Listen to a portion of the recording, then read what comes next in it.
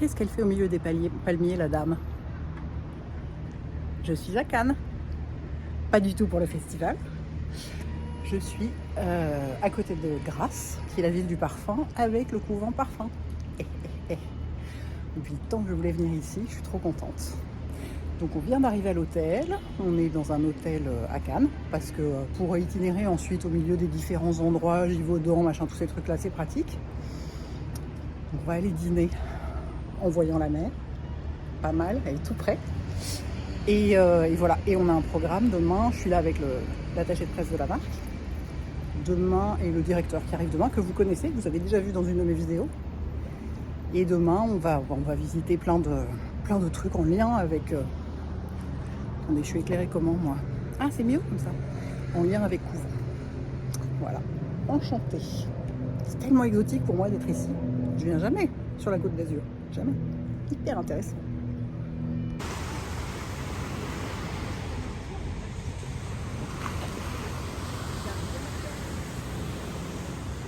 Bon, on est très malheureux.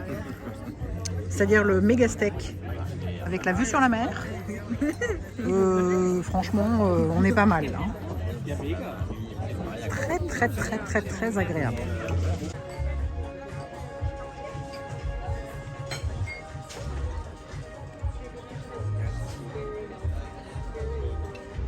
Morning. Prendre le petit déjeuner dehors, c'est pas mal ça.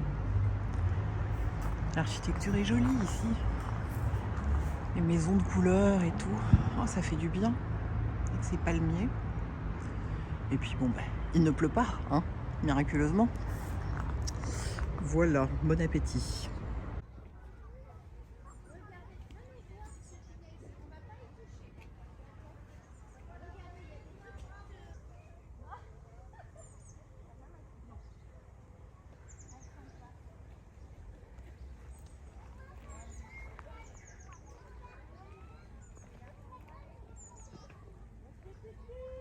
Alors, nous sommes au jardin du Musée international de la parfumerie à Grasse, où c'est un très grand terrain, où il y a toutes sortes de plantes, toutes sortes de fleurs, on a vu, il y a du vétiver, il y a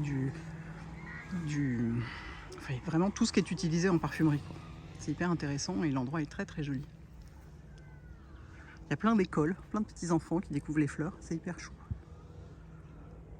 Bon, les enfants, nous sommes chez Bohème à Mougins. Il y a Bruno qui fait le directeur artistique. Je suis avec Anthony, il ne veut pas qu'on le montre, mais celles qui savent, savent. Et je suis avec Bruno, que vous êtes toujours très contente de voir, voilà, qui est le directeur de couvent. Anthony étant l'attaché de presse de couvent. Et moi étant l'influenceuse invitée. Voilà. Et donc on déjeune dans un restaurant qui s'appelle Bohème à Mougins, qui a une vue exceptionnelle et c'est un restaurant étoilé au Michelin. Je vous raconte pas, ça a l'air merveilleux. Et on va encore manger de la viande parce que pourquoi pas. Allez hop, bon appétit les gars.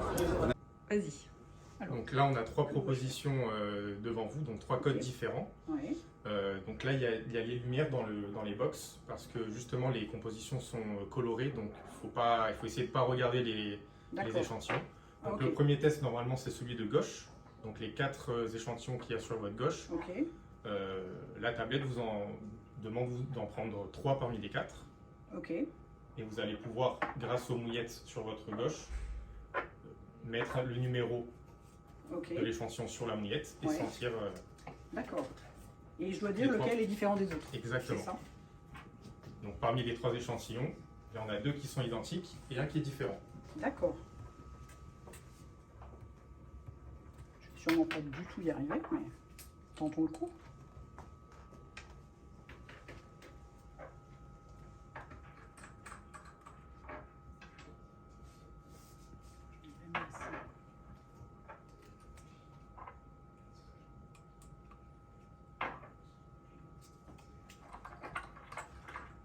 Pas comme ça que ça se tient, c'est pas du tout comme ça que ça marche, j'ai fait n'importe quoi, je le sens. Non, tout va bien. Vous avez 2 tailles de mouillettes si jamais, ah oui. des plus fines et des plus épaisses. Alors après, le principe, c'est que si vous avez débuté sur des grosses mouillettes, pour l'équilibre du test, vous continuez sur avec des grosses mouillettes. Et oui, parce que sinon le papier n'est pas le même. Exactement, vous n'allez pas prendre la même quantité de parfum et donc le test ne sera pas reproductible. Je comprends. Et donc vous faites ça pour... Alors, tous les briefs parfums que vous avez? Non, pas pour tous les briefs. Non, pas forcément. En fait, on fait ça quand on a besoin de confronter, en fait. Ah oui, okay. Là, sur un test discriminatoire, si on se demande, en fait, si le parfum est suffisamment différent du deuxième, ou justement, s'il lui ressemble parfaitement.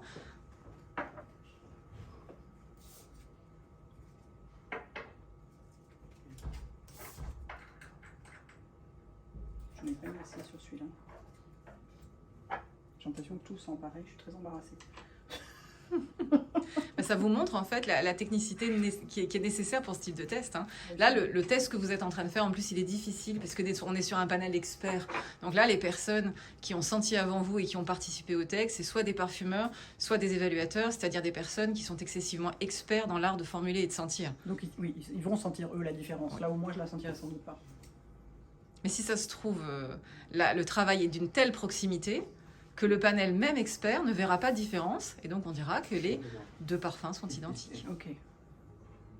Sachant qu'ils ont forcément une différence. Hein. Si on les met l'un contre l'autre, c'est qu'ils ont une légère différence. La question est de savoir, est-ce que cette différence, elle est significative, ou est-ce qu'elle ne l'est pas? Je serais tentée de dire que le 762 est un peu différent des autres. Mais donc dans ce cas-là, Maxime, elle appuie sur le 762, c'est ça? Exactement. J'appuie dessus. Cocher. Voilà. Sur l'écran suivant. J'ai gagné, mais c'est merveilleux. Et bien voilà. J'ai senti les différences. Je suis tellement contente. Bravo. Merci beaucoup. Alors je vous montre. Ça, c'est un bureau de parfumeur, typiquement. Voilà, avec les touches, les fioles. Voilà. C'est vraiment tel quel. J'ai demandé si je pouvais filmer, on m'a dit oui, mais c'est pas très bien rangé. Mais j'ai dit non, il n'y a pas de problème, c'est super, c'est ça qu'on veut voir, un vrai bureau de parfumeur, pour de vrai. Et alors ici, voilà un autre bureau de parfumeur, je vous montre un peu rapidement pour pas les embarrasser quand même. Voilà, donc c'est des gens qui créent des parfums pour le parfum qu'on porte, enfin nous, ce qu'on appelle la parfumerie fine, mais aussi les parfums d'ambiance, les gels douche, ce genre de choses. Voilà, très joli bureau. Regardez, ça c'est des robots de parfumerie, c'est pour peser des concentrés de façon complètement automatisée. Donc toutes les matières premières, les notes sont là, et on sort la fragrance qu'on veut de façon concentrée, et c'est fait, c'est des robots qui le font. C'est très marrant. Ouh, il vient de se passer quelque chose. C'est rigolo. Me voilà de retour dans ma chambre. On a passé donc toute l'après-midi chez Expression Parfumée, où il y a donc les parfumeurs qui composent certains des parfums couvents et des parfums de plein d'autres marques, et de marques aussi de parfums pour la maison, de shampoings, de plein de choses. Et c'était hyper intéressant. J'avais vraiment jamais rencontré ce genre de métier, des gens qui font ce genre de métier. J'étais complètement larguée au début, je ne comprenais rien, qui fait quoi, à quel moment et tout. Et donc j'ai appris plein de choses. Et en plus que des gens hyper gentils, vraiment très simples, très intelligents, hyper intéressants. Enfin, c'était super chouette. Et puis maintenant, on va aller dîner au bord de l'eau avec Bruno et Anthony. Et donc, où sont les autres influenceurs? Il n'y en a pas, c'est juste moi cette fois-ci. On va aller dîner au bord de l'eau. On a repéré hier soir un restaurant sur la plage. On s'est dit franchement, dîner sur la plage, c'est quand même assez sympa pour des Parisiens. Ça nous fait bien rêver, donc on va faire ça ce soir. Voilà. Donc je vais aller les retrouver et on va y aller. Bon on continue à être extrêmement mal élevé. Non, je ne te vois pas, tu me gênes pas, tout va bien. Voilà. Bruno va nous claquer dans les pattes. Voilà, on est venu dîner là parce qu'on est des pauvres Parisiens malheureux. Alors on est un petit peu contente de trouver ça pour le dîner. Voilà, la belle vie. La belle vie grâce à Couvent. Hello. C'est notre dernier jour, pardon, ici à Cannes et autour de Grasse. Ce matin, on va voir Jean-Claude Héléna chez lui. On va voir son atelier, je vais l'interviewer un petit peu, on va déjeuner avec lui, il va nous montrer un très joli jardin qui est pas très loin de chez lui. Voilà, donc ça va être vraiment sympa, il est génial Jean-Claude, tout le monde l'adore, il est chaleureux, drôle, vivant, c'est toujours très agréable de passer du temps avec lui. Voilà, en route. Bon, nous sommes chez Jean-Claude, que voilà devant, c'est son bureau. La vue est pas mal, hein, c'est pas dégueulasse. Il vit dans un petit village absolument mignon, sur les hauteurs. C'est hyper chou. vraiment... Et voilà, son bureau a cette vue, quoi. C'est absolument magnifique. Bonjour Jean-Claude. Et voici l'atelier du maître. Voilà, c'est ici que tout naît, tout est créé, tout est formulé. C'est le petit endroit magique et secret. Voilà. Mon moi futur vient vous donner des indications pour l'heure qui suit, qui est une vidéo, une interview de Jean-Claude Héléna, que j'ai trouvé absolument passionnante, mais vraiment passionnante. Je n'ai rien pu enlever. Donc, je vais vous mettre la liste des questions dans la barre d'infos avec le minutage qui correspond pour si jamais vous voulez passer une question et sauter directement à la question suivante. Comme ça, ce sera plus facile pour vous. Parce que vraiment, mais je pouvais pas, je buvais ces paroles, je pouvais pas couper, c'était pas possible. Et par ailleurs, comme cette vidéo est en partenariat avec le Couvent Parfum, on a décidé, pour que ce soit encore plus sympa pour vous, de faire un code de 20% de réduction sur tout leur site, avec le code qui est indiqué en dessous, pendant une semaine. Donc je vous le dis maintenant, parce qu'après, je vous laisse avec Jean-Claude qui nous raconte sa vie et qui nous parle du parfum. Et voilà, vous allez voir, c'est passionnant, quoi. Bonjour Jean-Claude. Bonjour Hélène. Merci beaucoup de nous recevoir dans votre atelier. Je vous en prie, bienvenue. C'est magique quand même de se retrouver là, hein, pour le commun des mortels. Alors, j'ai des questions pour vous. Ce que j'ai fait, c'est que moi j'avais des questions, et puis j'ai demandé à ma communauté, je leur ai proposé de poser les questions que eux avaient. D'accord. Voilà, parce qu'il y a des tas de gens qui sont assez fans et qui s'y connaissent très bien, même beaucoup mieux que moi, et qui avaient des questions assez précises à vous poser, donc je trouvais que ça pouvait être intéressant. Je vais commencer par une question générale pour tout le monde, pour ceux qui ne vous connaîtraient pas, qui auraient vécu sous un rocher les 40 dernières années. Si vous pouvez nous rappeler un peu votre parcours, parce que vous êtes né ici, et comment vous êtes devenu ce que vous êtes aujourd'hui. Alors, je suis devenu ce que je suis. Au départ, c'est à l'école, mauvais élève à l'école. Oui. Donc, en fait, l'école n'est pas adaptée. Je ne suis pas adapté à l'école. Ce n'est pas l'école qui n'est pas adaptée à moi, c'est moi qui ne suis pas adapté à l'école. Et mon père, j'ai 16 ans, et mon père me trouve un emploi comme ouvrier dans une usine grassoise. Donc, je rentre comme ouvrier dans une usine grassoise à l'âge de 16 ans. Et d'un seul coup, là, ça me plaît, je veux dire, ça me plaît parce que je suis non plus dans le savoir écrit, mais dans le savoir le faire. Et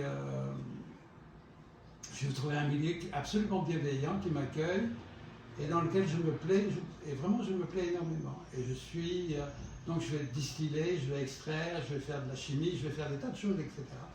Et voilà, je vais à peu près passer 4 ans dans cette industrie.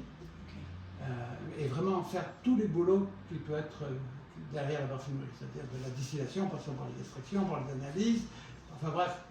Ça se trouvait presque par hasard finalement. Non, pas par hasard, parce qu'à la base je suis grassois. Oui, c'est vrai. Et donc à Grasse, il y a une vingtaine d'usines de parfums. Mon père était dans la parfumerie et m'avait trouvé un boulot. C'est vrai. On est dans les années, quand même, on est dans les années 60. Les années 60, c'est plus facile pour trouver un travail. Le monde n'a rien à voir avec aujourd'hui, donc je rentre plus facilement, mais je rentre comme ouvrier. Et je vais passer plusieurs années là-dedans. Donc, à 18 ans, je dois faire, je sais pas, à 18 ans, après, à un moment donné, il faut que je fasse mon service militaire. Donc, je vais partir faire mon service militaire. Revenir, et là, mon père me dit, écoute, voilà, je te demande de devenir l'assistant de parfumeur. Et donc, mon père travaillait pour Givaudan, et il avait un petit laboratoire à Villeneuve-Loubet, qui est beaucoup plus près de la mer. Oui. Et dans son laboratoire, il y avait 3 parfumeurs. Et Givaudan avait dédié comme ça un petit laboratoire de création de parfumerie à Villeneuve-Loubet. Et donc, je vais devenir le laborantin de ces parfumeurs. Donc, je vais être confronté avec leur manière de travailler, leur façon de faire. Et alors, il y a des formules très, très, très complexes. Il y avait des formules où il me fallait une semaine pour les réaliser, parce que, à l'époque, les formules des parfumeurs sont des formules complexes, parce qu'ils veulent protéger leur savoir-faire. Il y a le côté secret, mystérieux, richesse. C'est une parfumerie que j'appelle bourgeoise, et la bourgeoisie cultive le mystère et le secret. Donc elle est complexe. Il y a des formules avec 400 matières. Et quand il y a 400 matières, ça veut dire qu'il y a des bases à l'intérieur. Des bases, c'est des mélanges de produits. Oui. Et j'ai des formules avec 40 bases à l'intérieur. 40 bases, ça veut dire qu'il faut peser chaque base. Une formule, c'est à peu près 1h30 de peser. Oui. 40 bases, 1h30, vous voyez ce que ça fait? C'est du boulot. Ça fait du boulot. C'est pas un boulot fatigant, mais c'est un boulot lent. Et il faut être précis. Et donc, ça peut prendre une semaine de travail pour réaliser un essai. Oui. Et alors quand je vois ça, non, oui, tout de suite, non, c'est pas possible de travailler comme ça. Alors je me pose des questions par rapport à la formulation, etc. À la même époque, là je suis élève parfumeur, je suis assistant parfumeur. À l'époque, Givaudan, la société Givaudan, ouvre une école de parfumerie à Genève. Ok. Alors la raison, on est en 68. La raison est très simple. Donc moi je suis rentré en parfumerie en 63. En 68, il y a Givaudan qui ouvre une école de parfumerie. La raison est très simple, c'est que la demande de parfum pour la parfumerie est énorme. Okay. Il n'y a pas assez de parfumeurs. Okay. Les sociétés comprennent qu'elles ont besoin de parfumeurs pour leur avenir. Ouais. Parce qu'on commence à parfumer les détergents, les lessives, les shampoings, etc. C'est tout nouveau, tous ces produits-là. Quand je parle, ça paraît ordinaire aujourd'hui. Ah bon, mais ça n'était pas parfumé? Non, ou très rarement. Ah, c'est marrant. Et puis il y avait très peu de produits, il n'y avait pas de diversité. Il y avait...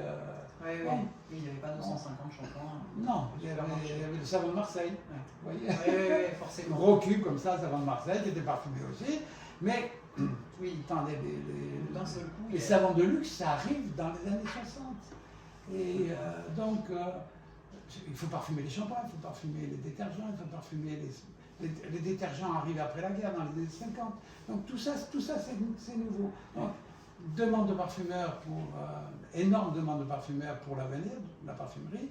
Les sociétés comme Givaudan ont très bien compris qu'on a besoin de parfumeurs pour créer des parfums. Et ils ouvrent une école, et voilà que je me présente à cette école. Entre-temps, j'ai 20 ans, je me suis marié à 20 ans. Ah, dites donc. J'ai toujours la même épouse. Et puis, à 21 ans, nous avons une enfant, qui est Céline. Et nous voilà à Genève comme élève parfumeur. Toute la famille est partie à Genève. Ah, toute la famille est partie à Genève. Je suis marié, une enfant, et me voilà comme élève parfumeur. Alors, la formation durait 3 ans.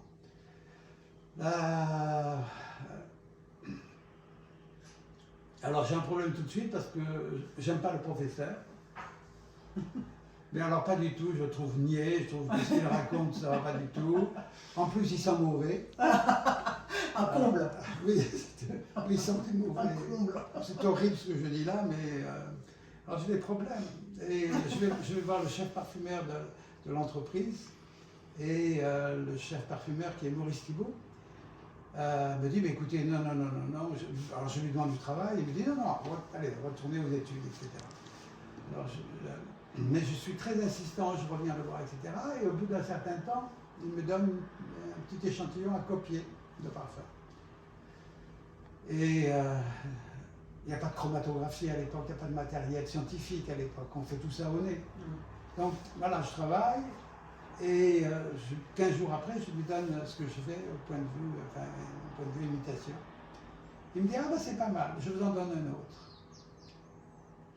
9 mois après, je devenais son assistant. Donc, j'abandonne l'école, c'est pas 3 ans, c'est 9 mois après, je deviens son assistant. Oui, donc vous aviez quelque part une facilité quand même, un don. Alors, j'avais une prédisposition, mais je ne le savais pas. C'était pour moi normal. Oui. Okay. Oui, je ne le sais pas. Ça rentre dans ma normalité. Oui. Et donc, je deviens son assistant. Et là, je rencontre un parfumeur qui est chef parfumeur d'abord des Givaudan. qui formule, je le vois comment il formule. En plus, il y a beaucoup de gens qui viennent travailler de chez lui. Exemple, Jean-Paul Guerlain travaille avec Maurice Thibault. Et Jean-Paul Guerlain, quand il vient me voir Maurice Thibault pour travailler, je les entends parler, ils discutent. Tu vois, j'ai fait ci, j'ai fait ça, j'ai fait comme ci, j'ai fait comme ça. Et puis j'entends, j'écoute, j'apprends. Bien sûr, j'apprends. Et là, au bout d'un certain temps, quand est-ce que ça, c'est, j'ai 25, oui, j'ai 25 ans. À 25 ans, il me dit, mais écoute, Jean-Claude, pour parfaire ton ta formation, je t'envoie aux États-Unis. Ah, c'était si tôt que ça. Oui. 25 ans, je pars aux États-Unis. Avant, cette fois-ci, j'ai 2 enfants, ma femme. On se retrouve aux États-Unis. Moi, je ne parle pas l'anglais du tout. Ma femme, c'est oui. pratique. Oui, c'est pratique. Ma femme, oui, parce que ma femme est irlandaise. Ok. Comme j'ai une femme irlandaise, elle parle couramment. Et oui. Donc elle s'occupe de tout. C'est bien utile au départ. Et puis, je me retrouve aux États-Unis, chez Givaudan, et avec un esprit tout à fait différent. L'esprit américain du parfum n'a rien à voir avec l'esprit européen du parfum. Et encore moins l'esprit suisse ou l'esprit français. Et donc voilà. Donc ça a été très vite quand même. Ah oui, oui, c'est allé. Ça a démarré très vite. Oui, c'est allé très vite. Oui. Et puis à 27 ans, je me retrouve à Paris, reviens à Paris. Donc 25, 27 ans, je me retrouve à Paris. Et là, je vais créer First pour Appel. Donc Vous me disiez, donc on en parlait tout à l'heure en prenant un café, c'était le premier parfum d'un joaillier. Joaillier. Premier parfum d'un joaillier. Ouais. Mais c'était à la même époque, je crée l'autre campagne pour Sisley.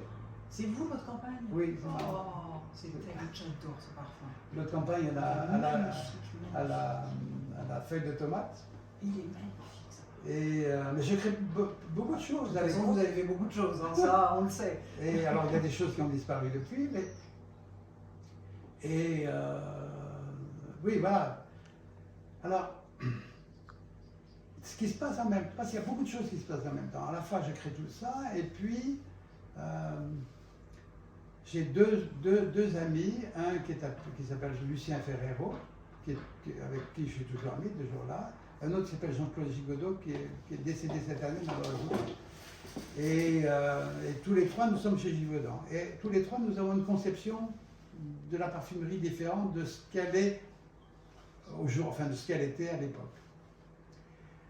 Et on va voir la direction générale en disant, écoutez, voilà, mais quand je revois ça, à 28 ans, je vais voir le patron de la société en disant, écoutez, je vais vous dire comment va se passer le futur de la parfumerie.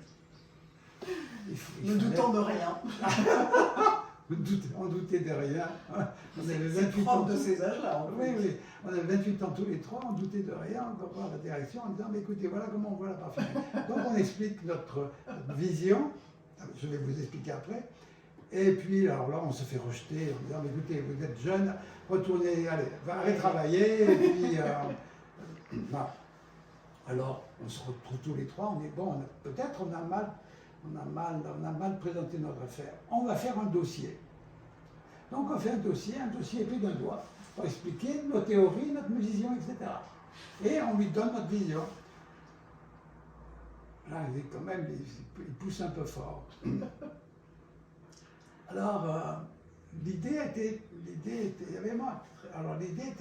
assez simple, c'est que, première chose, c'est que les parfumeurs doivent travailler en équipe et non plus secrètement chacun dans son bureau. Ouais. C'est travail de groupe. Ça, c'était la première théorie.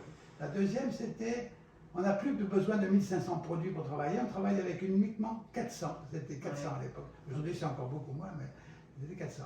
Troisième chose, c'est, les parfumeurs sont vendeurs. Parce que nous, on sait ce qu'on fait, on peut vendre nos parfums. Alors ça, c'était les trois arguments. Ah, ça a été très mal pris. Là, vraiment, ça a été très, très mal pris. Alors, on se retrouve... pas qu'on vienne leur expliquer leur travail. Non, alors on a eu une phrase terrible qui venait du haut, c'est « Les idées viennent d'en haut et pas d'en bas, retournez chez vous. » Okay. Bon, à la même époque, c'est comme ça que ça se passe, à la même époque, dans Nice Matin, que mon camarade Lucien, mon copain Lucien, enfin, on est vraiment amis, Lucien trouve une demande, enfin,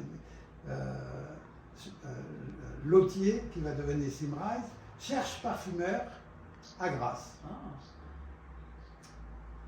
Ah, il faut que vous dire aussi, j'ai oublié de vous dire ça, c'est que on était tellement sûr de notre conception, de notre manière de voir, qu'on est allé voir IFF, on est allé voir Firmenich, on est allé voir toutes les sociétés de l'époque, et à chaque fois, paf, on se faisait rejeter. Il retournait dans votre bureau. Voilà. Et de ce coup, il y a la société comme ça, une société grassoise qui cherche des parfumeurs.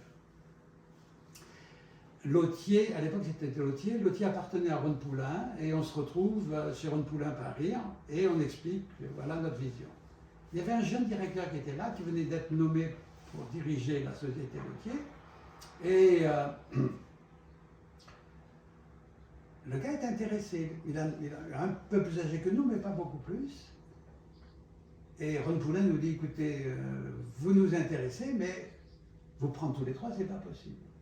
C'est très coûteux. Alors, on leur avait dit ce qu'on voulait comme salaire. Écoutez, ce qu'on va faire, c'est que vous nous prenez tous les trois et on abaisse nos salaires pour que ça soit que deux. Que le coût de deux soit le. Voilà. Le salaire pour trois. Voilà. Le coût de deux sera pour les trois. Et donc, voilà. Ah ben dans ce cas-là, on vous prend. Et nous voilà à Grasse, dans une très très vieille société. Et moi j'étais en charge des transformations à l'intérieur de la société. Donc j'ai fait faire un jardin extérieur pour montrer les plantes aromatiques. On a fait un laboratoire où tout le monde était ensemble. Enfin, c'était basé sur nos théories, etc. Et puis on a commencé à sortir. Alors, et moi, je remonte sur Paris parce que j'avais eu énormément de succès dans les produits de luxe, dans les produits couturiers. Ouais.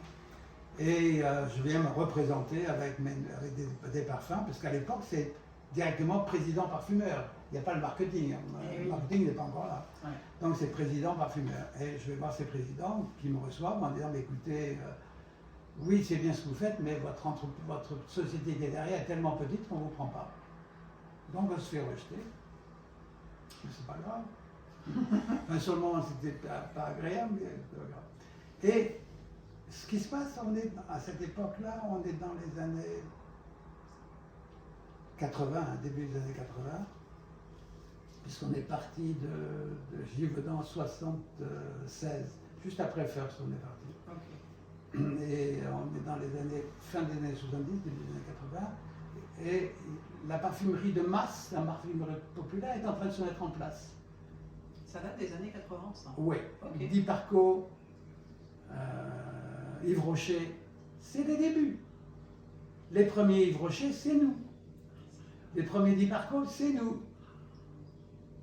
Ouais, donc vous tout seul, vous êtes l'histoire de la parfumerie française d'une certaine façon, quoi, quasiment. Ah, on a une très grande partie. Oui, parce qu'on sait, en fait, on a compris, on a dit, bon, puisque la parfumerie de masse est en train de se mettre en place, on va offrir à la parfumerie de masse notre discours de luxe. Et les gens du luxe, enfin les gens du masse, ils ont des... Oui, c'est ravis. Ravis, bah, oui, c'est ça qu'on veut. Bien sûr. Et alors on a fait les premiers Yves Rocher, les premiers Di Parco, et voilà. Et alors ça a duré quelques années comme ça, jusqu'au moment où la société Lautier a été rachetée par un Américain qui est Symrise, qui va devenir Symrise. Et l'Américain arrive, il nous voit travailler. Ah, il n'était pas du tout d'accord sur notre manière de faire. Alors, comme j'étais le théoricien de la bande, il est allé voir le président de la société, et puis on lui a dit, celui-là, vous me le renvoyez. Donc on m'a foutu dehors. Comme ça? Ah ouais. Ah ouais. Oui, ça ne lui plaisait pas, alors... Non, voilà, dehors. J'ai négocié mon départ. Et bon, ben voilà, je suis parti. Et à la même époque, c'est merveilleux les choses quand on voit avec le recul, c'est que Givaudan cherchait un chef parfumeur. Donc je suis redevenu le chef parfumeur de Givaudan. Et me revoilà parti. Et donc vous êtes resté assez proche de cette société. Mais oui, parce qu'ils m'aimaient bien. Ils avaient apprécié ce que je faisais, enfin, l'esprit. Même si on n'était pas d'accord, je gardais des bons contacts. Ouais. Donc, on peut être différent, mais bien sûr, bien s'entendre. Et respecter chacun. Bien sûr. Et donc, me voilà à nouveau chez Givaudan. Givaudan va se fusionner avec Roure. Roure qui est une très grosse société grassoise. Alors il y a une chose qu'on ne sait pas, oui évidemment qu'on ne sait pas, c'est que jusque dans les années 80, Roure faisait 70% des parfums des couturiers. 70% des couturiers étaient parfumés, étaient fabriqués par Roure. Roure faisait tous les parfums. Ouais. Ça, ouais. Et Balmain, Patou, Caron, c'était Roure. Ouais. Roure faisait tout, signait tout. Ouais. Et donc les grosses sociétés comme Givaudan, comme il y a fait Firmenich aujourd'hui, ben, non, ils faisaient rien à l'époque. Oui. Le premier parfum de luxe chez Givaudan, c'est First. Ah oui. C'est leur premier. Ouais. Ils n'ont jamais rien eu avant First. Ouais. Ouais, ouais. Et donc c'était vraiment nouveau. C'était vraiment une époque de transformation. Ah, c'était une époque, énorme. Très charnière, quoi. Oui, oui. C'est une période charnière qui change. Et on arrive aujourd'hui à une nouvelle époque de transformation. Et donc, il y a Roure, Givaudan qui se mélangent là. Moi, je n'étais pas tellement heureux chez Roure parce que, bon, disons pour des tas de raisons, je n'étais pas tellement heureux. Et Simreins, qui s'appelle à l'époque, qui s'appelait Hermann Reimer, me contacte en disant: est-ce que vous ne voulez pas devenir le patron de Hermann Reimer Parfum? Donc je dis: écoutez, pourquoi pas. Et je repars aux États-Unis pour diriger Hermann Reimer Amérique. Et de là, je vais faire déclaration, de là, je vais faire pas mal de parfums. Et à partir de ce moment-là, il y a je reviens souvent à Paris.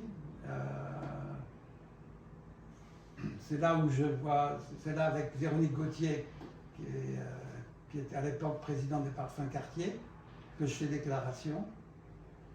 Et Véronique Gauthier va passer chez Hermès.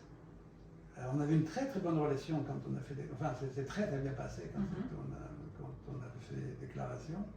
Et qui est devenu jus numéro 1 de Cartier, et toujours, toujours numéro 1 de chez Cartier. Et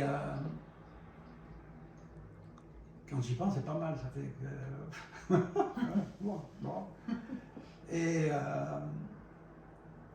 Et là, elle est chez Hermès, et puis elle m'appelle en disant: écoute, voilà, je suis chez Hermès, j'aimerais te voir pour te proposer, tu es seul sur ce truc-là, je voudrais que tu me fasses un parfum, on va faire un jardin, il va s'appeler un jardin Méditerranée. Et je voudrais que tu vois Leila Manchari, qui a un jardin en Tunisie, et il faudrait que tu illustres ce jardin en Méditerranée. Donc je vais à Paris, je vois Leila, on discute, je vous le fais court là parce que les choses sont beaucoup plus longues. Bien sûr. Et je suis accepté et je vais dans le jardin de Leila Manchari avec tout le staff parfum Hermès. Oui. Et c'est là que je vais créer le jardin Méditerranée. Ça a été le premier chez Hermès. Ça a été le premier chez Hermès. Ensuite, quand au lancement du jardin Méditerranée qui va se faire à Marseille, je rencontre Jean-Louis Dumas. Et j'étais avec ma femme, je rencontre Jean-Louis Dumas, et alors je suis appelé à quelque part, je ne sais plus, mais ma femme reste avec Jean-Louis Dumas, et ma femme me dit: mais Jean-Louis, tu as trouvé malin et t'aimes bien, je pense qu'il va te proposer quelque chose. Et Jean-Louis Dumas va voir Véronique Gauthier en disant: voyez Jean-Claude, voyez ce que vous pouvez faire, si on peut... Est-ce qu'avoir un parfumeur à l'intérieur d'Hermès, ça serait bien? Alors, discussion avec Véronique Gauthier. Moi, j'étais déjà favorable à ce genre de choses, parce que j'avais proposé d'avoir un parfumeur à l'intérieur d'une société à Bulgarie quand j'avais fait le thé de Bulgarie. Eux avaient refusé le parfumeur interne. À mon avis, c'est une erreur, mais bon. Ça ne se faisait pas à l'époque. Mais non, des structures, c'est une structure marketing, quoi. C'était pas fait comme ça. C'était pas fait comme ça. Et Jean-Louis Dumas était beaucoup plus ouvert.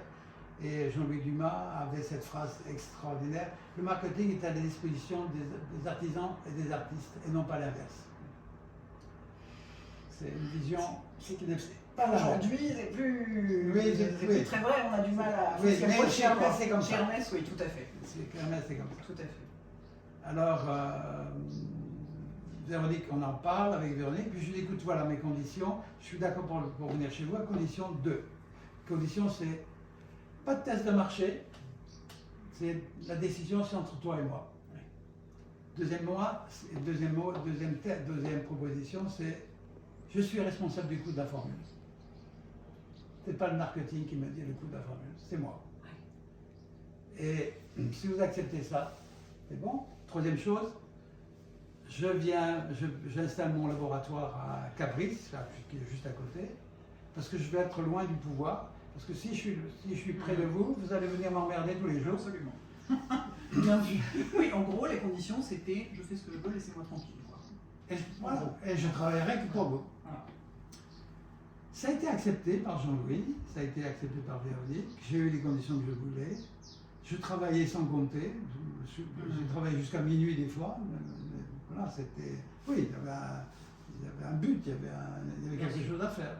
Et donc, voilà, ça a été ma période d'Hermès. Qui a duré combien de temps? 14 ans, Ah oui, quand même. 40 parfums. Oui, pas mal, ça va. Oui, Hermès, c'est vous, quoi. Enfin, le parfum Hermès, c'est vous, quoi. Donc je sors, je quitte Hermès. Ouais. Et je pensais vraiment, je voulais m'arrêter. Ouais. Parce que j'avais fait, je commençais à 16 ans, j'avais 70 ans. Donc, alors, Oui, ça fait quand même un moment, quoi. Ça faisait 54 ans de parfumerie. C'est pas mal, hein. Ça faisait pas mal. Oui, mais au bout de quelques mois, alors... Vous vous êtes ennuyé, c'est ça? Non, c'est terrible ce qui se passe. C'est que je quitte le 2 janvier, le 3 janvier exactement. Le 4 janvier, il y a Frédéric Mac qui m'appelle. Parce qu'avec Frédéric, on ne fait pas la même chose. Et Frédéric me dit: bon, tu peux créer pour moi quelque chose? Frédéric, là, je viens juste de sortir. Je viens juste de sortir. Fous-moi la paix. Rappelle-moi au mois de mai. Rappelle-moi un peu plus tard. Laisse-moi dormir un peu. Oui, laisse-moi un peu tranquille, laisse-moi un peu dormir. Laisse-moi me reposer, puis je te dirai. Non, mais tu pourrais... Non, je ne veux pas en parler. Non, okay. Pas maintenant. Ok, d'accord, plus tard.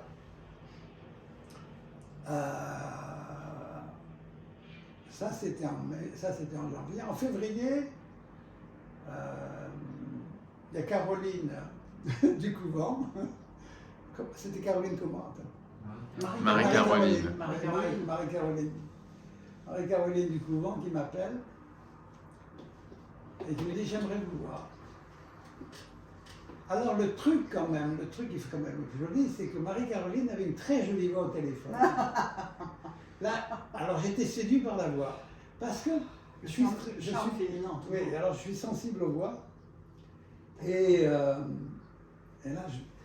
parce que j'ai eu pas mal de gens qui m'appellent au téléphone, mais alors les gens me promettent le grand succès, la grande vente, enfin bref, mais j'en ai rien à foutre. Mais vraiment, j'en ai rien à foutre de ça. La seule chose qui m'intéresse, c'est le contact avec les gens, les personnes. Et quand il y a une rencontre, qu'il y a un échange, alors là, oui, là je travaille avec plaisir. Je comprends très bien, je travaille pareil. Et si on me dit: écoutez, c'est pour, tu vas faire 100 000 euros, dans 500 000 euros, non, j'en ai pas besoin. C'est pas votre moteur. Non, c'est pas mon moteur. Bien sûr. Non, mais non, je n'ai rien à faire. Alors peut-être j'ai tort. Il y en a qui trouveront que j'ai tort. Ça fait une vie plus heureuse comme ça, et plus riche. Mais voilà. Plus intéressante. Donc, je lui ai dit: venez me voir. Et Marie-Caroline est venue ici, elle était accompagnée. Et puis voilà, puis la collaboration, j'ai été séduit et voilà, on a commencé à travailler ensemble. Donc c'est comme ça que j'ai commencé avec ce couvent. Sur une voie. Sur une voie. Sur une voie. Oui, pour une voie. C'est marrant. Et il y a le problème de la rencontre avec la personne, de l'échange possible. Ouais. Et donc, la voix est quelque chose de vraiment important. Oui. Et je préfère travailler avec des femmes qu'avec des hommes. Ouais. Parce qu'avec des hommes, c'est le combat de coq. Ouais. Et alors, je vous raconte ça, c'est juste un petit détail. Hier j'avais donné un accord avec une école locale ici pour se promener dans la garrigue, comme ça, et faire sentir à des enfants de 10 ans Ouais. des plantes. Ok. Et pour expliquer aux enfants, écoutez, voilà, il y a des odeurs, voilà, on va sentir. Alors c'est une classe de 35 enfants. Alors mais c'était génial parce que il y avait les filles, il y avait les garçons. Alors les filles et les garçons ne se mélangent pas, mais alors les filles sont très à l'écoute, elles sont studieuses, elles écoutent, polies, très très polies. Les mecs, ces petits gamins là de 10 ans, ça se dispute, ça se cogne, c'est prêt à se... Insupportable, sauf quelques-uns. Il y en a quelques-uns qui sont beaucoup plus proches des filles, mais il n'y en a pas beaucoup. Mais les mecs, déjà à 10 ans, mais c'est la compétition, c'est la bagarre. Je veux te montrer que je suis le plus fort. Et pas les filles. Les filles sont là à écouter. Et je dis, mais c'est pas possible que, encore à notre époque, ça soit comme ça. On les élève comme ça, quoi. C'est ça. Enfin, il y a une partie d'inné puis une partie d'acquis, certainement. Il y a quand même. Mais j'espérais qu'il y avait eu des progrès. Un peu, mais c'est lent. Pas tant que ça. Non, C'est ça lent. va pas si vite. C'est très lent. C'est très lent. Et puis, c'est archétypal des garçons. Oui. Complètement. Ouais, ouais. Et je trouve ça terrible. Mis à part quelques-uns, mais déjà, voilà, c'était ça. Ouais, ouais. Et donc, je préfère travailler avec des femmes, des jeunes femmes, et parce qu'il y a un réel échange, il y a une espèce de compréhension. Et est-ce que vous avez conscience d'être pour pas mal de ces jeunes femmes, notamment celles avec lesquelles vous travaillez dans l'équipe couvent, est-ce que vous avez conscience d'être un mentor pour ces gens-là, d'une certaine façon, et d'avoir un héritage à leur laisser, des manières de travailler, des manières de voir le parfum, de vraiment leur avoir presque enseigné quelque chose qu'elles vont pouvoir continuer à utiliser. Vous vous rendez compte de ça ou... Alors, à la fois, je suis conscient, et à la fois, ma réponse, c'est toujours de dire les héritages choisis sont les meilleurs. Donc, on donne, les gens font ce qu'ils veulent avec. Chez moi, il n'y a pas la volonté d'imposer quelque chose. C'est voilà ma manière de penser, voilà ce que je suis, voilà comment je vois les choses. Vous prenez ce que vous voulez là-dedans. Oui, donc vous n'avez pas forcément une volonté de laisser absolument une trace à la force du poignet, pas du tout. Voilà, ça se fait ou ça se fait pas. Oui, ça se fait pas, et en plus ça vient de ma rencontre très très jeune avec Edmond Roniska. Eh oui. Parce que quand je vais voir Edmond Roniska, j'ai une vingtaine d'années, quand je vais voir Edmond Roniska, l'homme n'est pas facile du tout, il est imposant. Il est. Alors lui, c'est comme ça qu'il faut voir, et pas autrement. Et à la fois, il m'intéresse énormément parce que je suis très en écoute avec ce qu'il dit et sa manière de penser. Et je prends pas mal de choses de chez lui. C'est lui qui va me parler de simplicité. Il me dit que le plus important, c'est la simplicité. La simplicité dans la formulation. Et je suis très très enrichi. Résultat, je suis encore plus simple que ce qu'il fait aujourd'hui, enfin ce qu'il faisait. Maintenant, je connais bien mon disque, je sais comment il formulait, je connais dans le détail. Okay. Mais c'était ça, c'est ce que j'appelle un héritage choisi. Oui. Je l'écoute, je prends ce qui m'intéresse et puis après je fais autre chose. Vous faites, mais je le remercie parce que ben oui, il m'a aidé, et en fait, il m'a aidé. En tout cas, il me faisait des propositions, une manière de penser. Beaucoup de choses. Il m'a fait découvrir beaucoup de choses. Donc, c'est lui le premier qui écrit des livres sur le parfum et qui a écrit une esthétique, une éthique, une manière de penser. Moi, je lis tout ce qu'il écrit. Je ne comprends pas forcément. Je dis, quand j'ai 20 ans, il me parle de Kant, je lis tout Kant, mais... c'est un peu aride. C'est un peu aride. Bon, maintenant ça va, j'ai plus de problème avec Kant. Même je dis, comme on s'est trompé, mais je peux défendre cette idée-là. Mais à l'époque, c'était c'était un autre univers. C'est sûr. Mais voilà, c'était. Oui. Les réglages se passent de cette façon-là, je comprends. Oui. Et donc, oui, dans mon approche avec des parfumeurs, avec des jeunes parfumeurs, c'est de dire, écoutez, voilà ma manière de penser. Après, je propose et puis. Je propose, faites ce que vous voulez. N'imposez pas. Ah non, c'est pas l'idée. Ça marche pas bien. Non. Puis c'est pas votre style. C'est pas votre style. Alors j'ai passé à des questions plus précises, si vous voulez bien. Et alors donc la première est évidemment, est-ce que vous portez du parfum et si oui, lequel? Non, je porte pas de parfum. Parce que ça vous empêche de travailler. Parce que ça m'empêche de travailler, parce que si je me sens, ça induit. Oui, donc vous n'en portez jamais? Ah non, j'en porte, je porte quand je suis en train de finaliser un parfum. Si je finalise là pour le couvent, les derniers essais, je vais les porter. Pour voir s'il y a un défaut, s'il y a un problème. C'est vraiment technique. Ok. Où je le fais porter. Donc ma femme sera la mouillette. Enfin, quelques gens autour de moi sont voilà. Ouais. Mais oui, mais c'est pas plus que ça. Oui. Sinon, je porte pas. Oui. Mais vous baignez tellement dedans que si en plus il y en a sur vous, c'est oui. Oui. Et j'ai vu ça chez d'autres artistes où par exemple chez les peintres, où le besoin de murs blancs pour pouvoir reposer pour reposer l'œil. Parce qu'il faut que je me détache. Voilà. Ou chez les musiciens, des pièces insonorisées. J'ai besoin de tranquillité. Oui, c'est ça. Voilà. Vous faire redescendre. Oui. Est-ce qu'il y a une odeur que vous supportez absolument pas?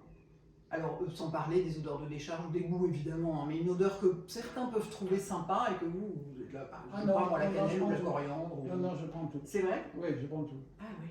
Ah oui, tout m'intéresse. Après, je vais voir ce qu'il y a. Alors, je suis pas dans le...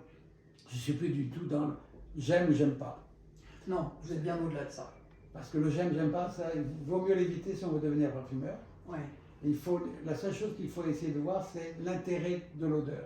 Est-ce que je peux tirer parti de cette odeur? Et si l'odeur est sale, dégueulasse, est-ce que je peux tirer parti de cette mauvaise odeur? Ce qu'on, entre guillemets, mauvaise odeur. Et là, ça devient intéressant. C'est-à-dire avoir le recul nécessaire en disant, oui, mais si je l'associe à ça, ça va bien marcher. Oui, c'est la créativité. Et ça, c'est la créativité. Est-ce que vous diriez que c'est un don, le fait d'être un nez, d'être parfumeur, ou est-ce qu'on est comme ça, ou est-ce qu'on peut le devenir en travaillant beaucoup, ou probablement il y a les deux cas de figure, j'imagine, mais chez vous ça ressemble quand même pas mal à quelque chose que vous aviez déjà. Alors, moi, la notion de don me déplaît, parce que ça voudrait dire que Dieu m'a donné une faculté que les autres n'ont pas. Oui, bien sûr. Et alors comme je suis un athée, oui. ça arrange rien du tout. Ça marche pas. Ça marche pas. Par contre, je crois beaucoup au travail. Le travail, c'est important. Et oui. Après. Mais il faut une sensibilité quand même, non? Après, il y a une sensibilité. Après, il y a ce qu'on appelle le talent, mais que moi, je ne l'explique pas. Je n'ai pas d'explication. Je ne peux pas mettre le talent en écrit. Même si j'ai écrit beaucoup sur le parfum. Je ne saurais pas expliquer ce que c'est que le talent. Les artistes disent que le talent, c'est 80% de travail. Oui, c'est ça, voilà. Et puis après le reste... Et 20% de magie. Mais il y a beaucoup de travail, en fait. Oui, il y a beaucoup de travail. Oui, ce qui fait qu'à 77 ans, je peux être encore défendu. Et est-ce que le nez évolue au cours de l'existence? Alors évidemment, ça affine. Est-ce qu'il y a des choses qu'on aimait à un moment qu'on n'aime plus du tout? Alors, il y a alors, c'est pas le nez, c'est la manière de voir, c'est la manière de penser le parfum. Ok. Je vais vous donner par exemple un exemple très facile à comprendre. Jusque dans les années 80-90, on est encore dans une parfumerie bourgeoise. Quand je parle de parfumerie bourgeoise, ça veut dire complexe, mystérieuse, secrète, lourde, chargée. Mais c'est l'expression de cette bourgeoisie. La parfumerie, d'un seul coup, va basculer sur une parfumerie populaire. Et pour la bourgeoisie, jusque dans les années 80, quand je parle de vétiver, de jasmin, d'ylang-ylang, de patchouli, c'est des odeurs qu'ils ne connaissent pas. Ils n'ont jamais senti de patchouli, ils n'ont jamais senti d'ylang-ylang, ils n'ont jamais senti de rose, ou les fleurs de rose, mais pas les extraits de rose, le jasmin très rarement, et le vétiver encore moins, mais ça les fait voyager. C'est exotique, c'est lointain, c'est un ailleurs. Et d'un seul coup, on va basculer sur des odeurs qui sont familières, populaires, qui vont dire l'ananas, l'abricot, la mangue, le chocolat, la vanille, la vanille. C'est-à-dire des odeurs qui sont connues et que je connais. Et quand je dis je connais, c'est-à-dire je parle en tant que public. Là. Oui, c'est ça. Oui, je les connais, je peux les sentir, je peux les reconnaître. Je peux les reconnaître. Ouais. Et si je les reconnais, il y a une satisfaction. Ouais. C'est un terrain familier. C'est-à-dire, d'un seul coup, oui, je les reconnais. Ouais. Donc, je suis inclus. Je suis inclus et je me reconnais à l'intérieur. Je participe et je m'identifie. Ouais, je m'identifie à ça. Ouais. Donc, on est presque dans des odeurs miroirs. Ouais. Et ça, c'est la grande transformation. Ce qui fait que la parfumerie va se simplifier, aller vers des odeurs beaucoup plus connues, et vers des choses avec des messages beaucoup plus simples, beaucoup plus clairs. Et il va se débarrasser de ce mystère, de ce secret, etc. Là, petit à petit, elle va se débarrasser. Alors, pas totalement, les choses se font très lentement, ou des fois il y a des mixtes, il y a des mélanges, enfin il y a des choses beaucoup plus compliquées, tout ça. Mais c'est ça qui se passe. Oui. Et c'est... Oui, donc c'est ça, c'est la manière dont on pense. C'est la manière de penser. Ah oui, pas l'idée non, lui-même. non. Il y a la... Et... Oui, c'est ça. Oui, et puis alors, et puis après, on va passer ces derniers temps à la performance. La performance, c'est-à-dire l'intensité, la durée sur la peau, c'est ça. et qui est plus facile à juger, parce que l'esthétique d'un parfum, c'est comme l'esthétique d'un tableau. C'est un beau tableau. Oui, il me plaît, mais comment je juge le tableau? Pas facile de juger un tableau. Bien sûr. Et pas facile de juger un parfum. Par contre, s'il est intense, s'il est puissant, s'il tient, ça on peut mettre des notes. Je peux mettre des notes. Oui, donc c'est beaucoup plus facile. C'est plus facile. Est-ce que vous pensez que l'intelligence artificielle peut un jour remplacer l'homme pour créer du parfum? Parce que ça, c'est en ce moment, on ne parle que de l'intelligence artificielle. Donc forcément, les gens se posent la question sur le parfum aussi. Forcément. L'intelligence artificielle est déjà utilisée dans la parfumerie. Oui. Et alors, les programmes existent déjà dans des sociétés comme Givaudan, Firmenich, ils ont déjà des programmes d'intelligence artificielle pour les parfums. Alors, l'intelligence artificielle va répondre à certaines demandes. Des demandes d'abord qui seront des demandes pour les shampoings, les détergents, les savonneries, etc., parce que c'est des demandes très techniques. Et il ne faut jamais oublier quand même que l'intelligence artificielle crée à partir de ce qui existe. Oui, tout à fait. Elle va chercher ses références dans ce qui existe. Oui. Et non pas dans les nouveautés, dans les nouveaux accords. Oui. Donc moi, en tout cas, je le vois bien ce qui se passe aujourd'hui chez nous, c'est que on vient nous voir pour de la création. Oui, et oui, pour de la nouveauté. Pour de la nouveauté. Et oui, bien sûr. Et donc, la créativité va, à mon avis, va demeurer. Oui. Les grosses sociétés, elles ont des questions à se poser là-dessus, sur la créativité, parce qu'à mon avis, des petits laboratoires de parfumerie vont se développer pour offrir de la créativité. Et de plus en plus. Oui. Parce que dans l'industrie, on trouve des réponses préformées. Oui, c'est ça. Et donc, mais comment je me situe par rapport à ça? Donc l'intelligence artificielle a sa place, Elle a une place, Oui, mais pas toute la place. mais pas toute la place. Grâce au sol. Évidemment, on m'a demandé quel est le parfum dont vous êtes le plus fier, sachant que j'imagine qu'il n'y en a pas qu'un. Mais non, Bah, parce que forcément, c'est pas possible de répondre à ça. non, je réponds jamais parce que c'est tous mes petits. Eh oui, Je les aime bien pour différentes raisons. bien sûr. Puis celui-là que j'aime aujourd'hui, je l'aime peut-être moins demain, mais un peu plus d'après-demain. Mais vous n'avez pas d'enfant préféré, quoi. Non, j'ai pas d'enfant préféré. Je comprends. Et alors, ça revient à ce que vous disiez à propos de l'IA, c'est est-ce qu'aujourd'hui, on découvre encore des accords nouveaux ou Oui. des senteurs qui n'ont jamais été utilisés en parfumerie?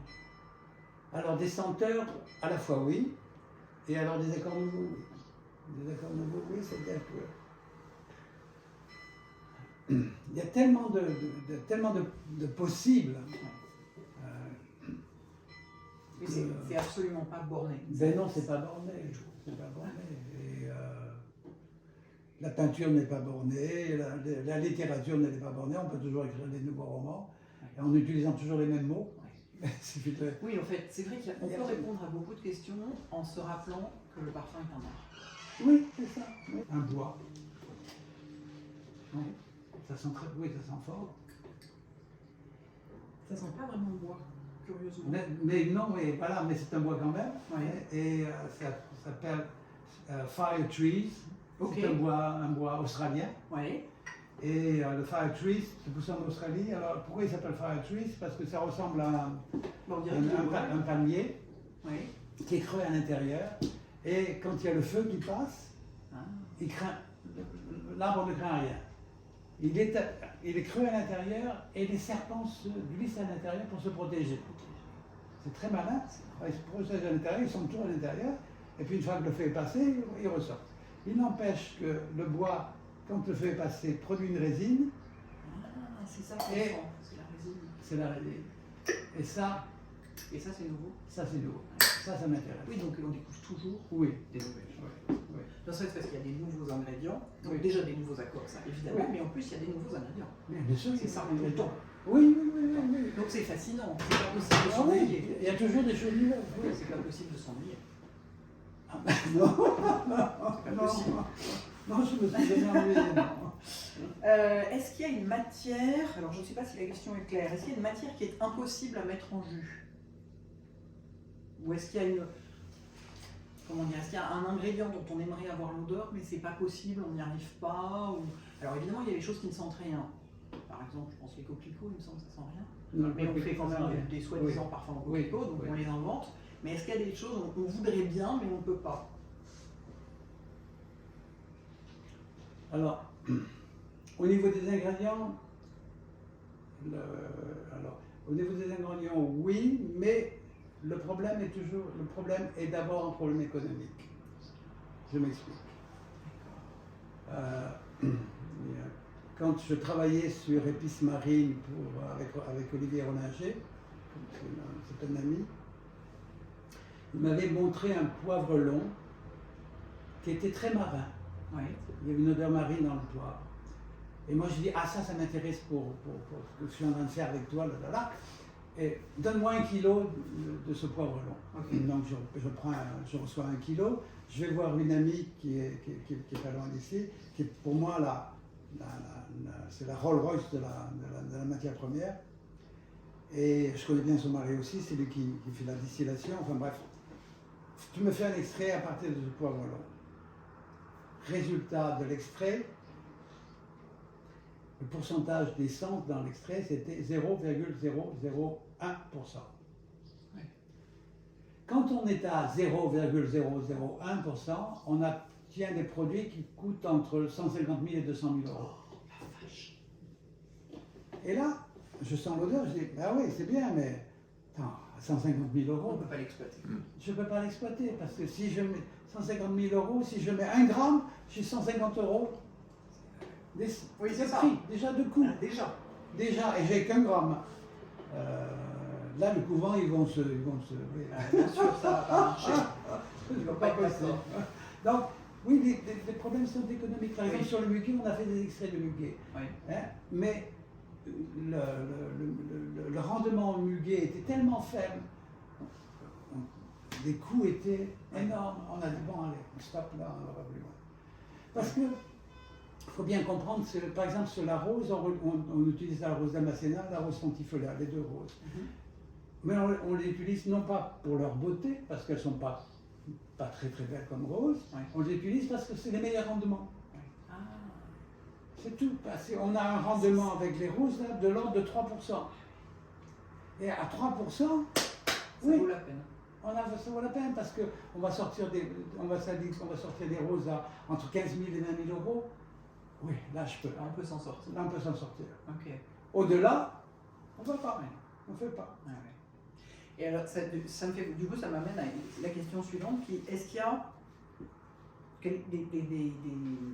des envies que vous avez ou des choses que vous aurez demandé de faire, mais je pense plutôt des envies, parce que vous êtes quand même beaucoup à l'origine de ce que vous proposez, et qui vous résistent pour une raison qui ne serait pas économique, pour le coup. Parce que j'imagine que certaines formules vous résistent pour des raisons économiques, évidemment. Mais est-ce qu'il y en a qui vraiment vous y arrivez pas, quoi? Ça ne veut pas. Vous avez le truc en tête et puis il n'y a rien à faire, ça ne marche pas. Est-ce que ça arrive, ça? Alors, il y a des choses qui m'ont... Enfin, il y a plusieurs choses. Par exemple, pour cuir d'ange chez Hermès, j'ai mis 10 ans pour le faire. Alors 10 ans, pourquoi 10 ans? Parce que je n'étais pas satisfait des résultats. Et tant que je ne suis pas satisfait, je ne veux pas l'offrir. Donc voilà, j'avance. Alors je ne travaille pas tous les jours, je travaille un peu, et puis je le mets de côté, puis je retravaille. Puis il faut laisser reposer. Je laisse reposer les idées, puis je reviens. Bien sûr. Et donc, 10 ans après, d'un seul coup, c'est ah oui, là il est bien, on peut le mettre. Ouais. Alors ça ne fait pas un meilleur parfum qu'un autre. Jardin Méditerranée, je l'ai créé en 3 jours. Oui, effectivement. Donc cuir d'ange, 10 ans. Ouais. Mais 3 jours, c'est pas mieux que 10 ans. Non, mais simplement, ça vous convient à ce moment-là. Mais oui, ça me convient à ce moment-là. Puis je trouve autant le jardin méditerranéen était très clair au départ, c'était très très clair dans ma tête, autant le cuir d'ange, non, c'était pas encore ça, c'est pas ça. Voilà. Donc il me faut du temps. Après, donc là, c'est une question de durée pour arriver à l'idée qu'on a dans la tête. Ensuite, par exemple, une chose c'est un exemple amusant. Il y a une odeur que j'aime beaucoup, c'est le céleri branche quand on le casse. Hein, alors c'est pour moi une odeur très solaire, très gaie, très pétillante. Enfin bref, c'est plein de gaieté comme odeur.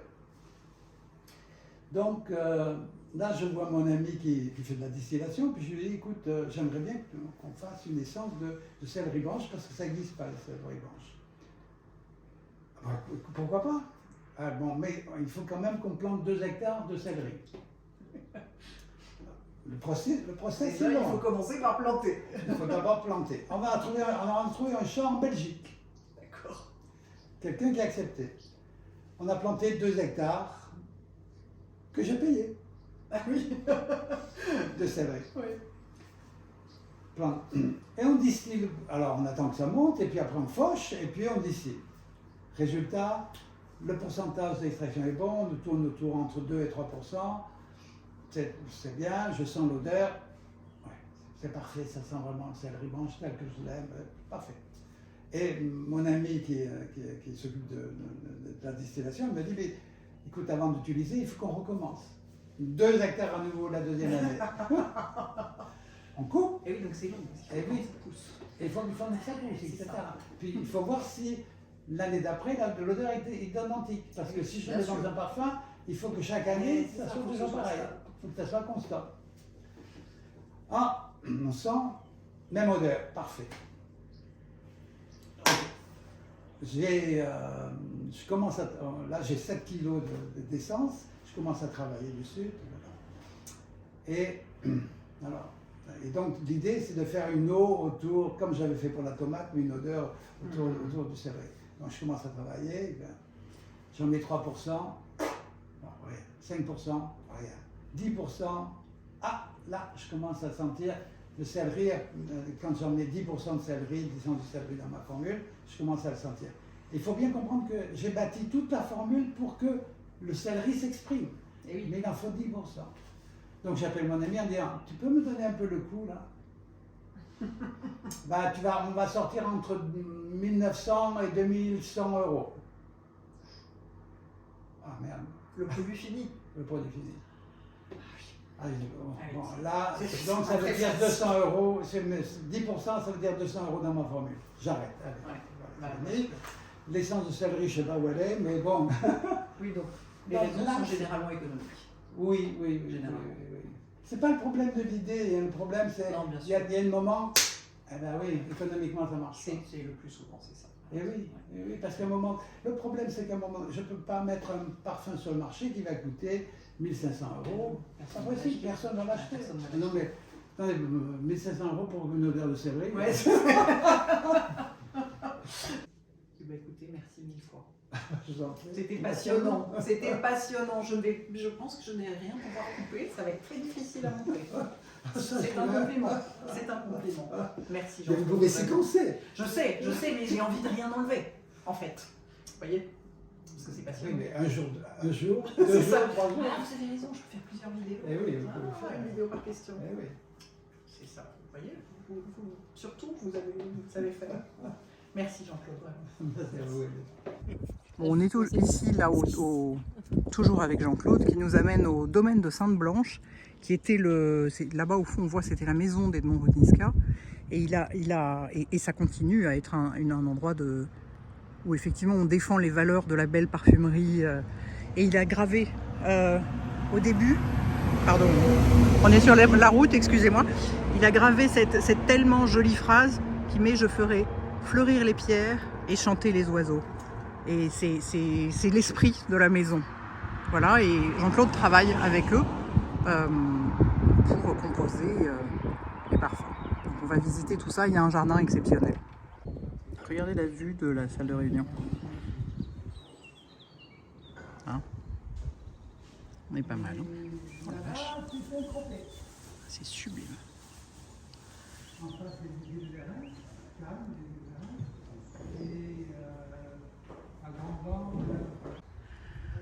Voilà, donc ça c'est une partie du jardin qui est gigantesque. Et ça c'est une forêt de cad. C'est pour les baies de genièvre qu'on utilise en parfumerie. C'est incroyable. Là-bas il y a de la verveine, enfin partout il y a des choses qui sentent. Et c'est absolument magnifique. Il est grand ce jardin, il est à flanc de coteaux comme ça. C'est un endroit assez magique. Bon, et ben on a déjeuné à la brasserie de village. Ça va quoi, hein? On est pas mal, hein? Je crois qu'on va pas partir en fait, on va rester là. On va demander à Jean-Claude de nous embaucher. Allez, hein? On fera le ménage, on fera tout ce que vous voulez.